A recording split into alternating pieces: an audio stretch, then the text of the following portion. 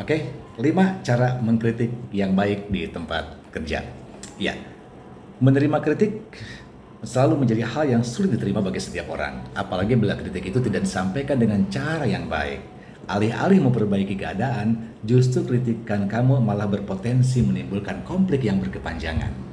Agar tidak terjadi sesuatu yang tidak kita inginkan, maka cobalah kita perhatikan beberapa catatan terkait cara mengkritik yang baik. Yang pertama, jangan suka membuat asumsi. Yang pertama, jangan suka membuat asumsi. Saat kamu memberikan kritik kepada seseorang, pastikan bahwa saat itu kamu tidak menambahkan asumsi yang kamu buat sendiri. Sebab bisa jadi asumsi kamu itu salah, lantaran kamu tidak melihatnya bersama fakta yang ada. Nah, kamu perlu tahu bahwa saat menambahkan kritik dengan asumsi, kamu hanya akan memperburuk citramu sendiri di lingkungan tersebut. Ya, coba perhatikan perbedaannya dari contoh mengkritik berdasarkan asumsi dan contoh mengkritik tanpa asumsi tentang seseorang yang berbicara di depan umum ini. Nah, saya berikan contoh mengkritik yang tanpa asumsi. Pidato itu biasa-biasa aja, pembicaranya tampak gugup dan tidak menguasai audiens. Itu adalah contoh kritik tanpa asumsi.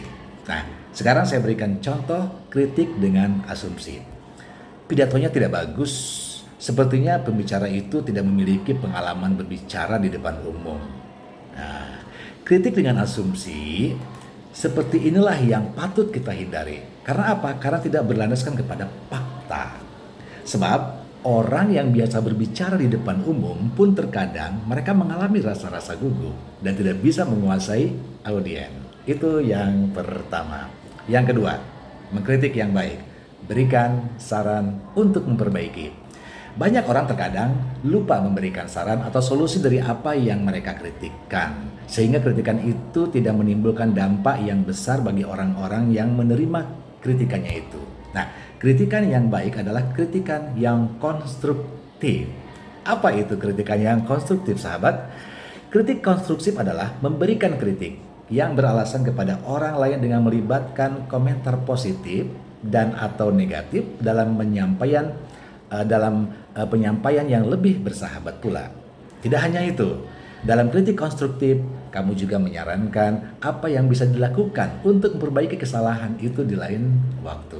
Nah, saya berikan contoh kalimat kritik yang membangun tersebut ya, atau yang konstruksi. Misalnya, daripada memberikan contoh dari setiap presentasi, ada baiknya kamu membatasi contoh itu hanya satu saja untuk setiap tema. Nah, dengan cara ini boleh jadi presentasi kamu akan jadi lebih ringkas dan inti masalahnya menjadi lebih jelas diterima.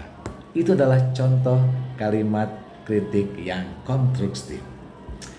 Oke, yang ketiga, cara mengkritik yang baik. Ya, gunakan metode sandwich. Nah, bagaimana cara kita mengkritik yang baik? Dan salah satunya adalah kita bisa menggunakan metode sandwich. Apa itu metode sandwich? Positif, improv, positif. 3 itu ya, PIP. Positif, improv, positif. Nah, pada awalnya kamu berfokus pada saat mengkritik itu pada hal yang kamu sukai dari orang yang akan kamu berikan kritik itu. Lalu yang berikutnya, kamu menyampaikan kritik terkait hal yang tidak kamu sukai, disertai dengan saran perbaikannya. Dan terakhir, tutuplah dengan kesimpulan positif seperti di awal dan harapan agar kedepannya bisa lebih bagus. Seperti apa contoh mengkritik dengan metode sandwich ini atau metode positif, improv positif itu? Ya, perhatikan contohnya. Situs ini yang pertama, positif. Situs ini menghadirkan intro video yang menarik untuk menambah sentuhan segar di situs dengan konsep keseluruhan yang mengagumkan. Itu positif. Improv yang kedua.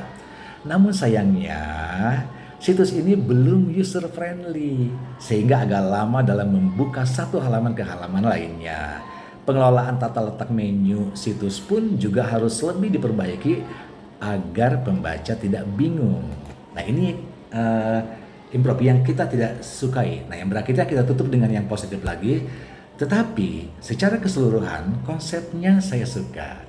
Video intronya bagus, cuman mungkin kedepannya kamu bisa memperbaiki beberapa kekurangan seperti menu situs dan user friendly agar situs ini menjadi lebih baik. Itulah kira-kira contoh daripada mengkritik dengan cara sandwich ya. Yang keempat, berikan kritikan kamu itu yang fokus pada situasi, bukan pada orangnya. Nah, cara mengkritik yang baik selanjutnya adalah dengan menekankan fokus kritik pada situasi, bukan pada orangnya. Jadi, kritikan kamu itu tidak boleh berlandaskan karena ketidaksukaan kamu terhadap orang tersebut. Fokuslah pada situasi, masalah yang ada, tindakan dan perilaku. Contohnya, pakaianmu kotor. Jangan kamu katakan kamu kotor. Katakan saja, laporannya terlambat. Jangan kamu katakan kamu terlambat dan lain sebagainya. Nah, hindari pula oleh kamu melakukan serangan pribadi. Contoh misalnya, kamu bodoh, kamu jelek, kamu malas, kamu tidak terorganisir dan lain sebagainya. Nah, secara umum, contoh mengkritik dengan fokus pada situasi hampir sama seperti contoh kita mengkritik dengan metode sandwich, tanpa disertai dengan serangan pribadi kepada orang yang dikritik. Dan yang terakhir, yang kelima, bagaimana kita mengkritik yang baik? Berikanlah kritikan kamu itu untuk hal yang bisa ditindaklanjuti. Nah, sebenarnya inti dari memberikan kritik itu adalah konstruktif, adalah membantu orang tersebut berkembang, untuk bisa berkembang. Oleh karena itu, saat kamu memberikan saran atau kritik, fokuslah pada hal yang dipastikan orang tersebut bisa memperbaikinya, bukan di luar kendalinya. Contoh, teman kerjamu itu mengikuti perlombaan menyanyi di kantor dan dia telah masuk final. Kemudian ia meminta saranmu untuk mengomentarinya. Nah, di sini kritik yang bisa kamu tindak lanjuti adalah berbicara tentang bagaimana penampilannya secara keseluruhan, bahasa tubuhnya, nada suaranya, bahkan pemilihan lagu yang tepat. Hal yang sebaiknya kamu hindari adalah mengatakan tentang suaranya yang mungkin terlalu parau. Sebab kenapa? Karakter suara itu akan sulit untuk dirubah dan ini bisa jadi bentuk penilaian yang subjektif. Nah, sahabat, selain kelima cara mengkritik yang baik seperti ulasan di atas, ternyata masih ada hal lain juga yang harus kamu perhatikan dalam memberikan kritik. Ya, misalnya nada bicaranya tidak boleh tinggi-tinggi ya. Waktu yang tepat untuk mengkritik juga harus diperhatikan, sampai dengan gestur, bahasa tubuh kamu juga harus baik. Nah, hal-hal inilah yang harus kamu perhatikan terutama dalam penerapan di tempat kerja pada saat kamu mengkritik seseorang.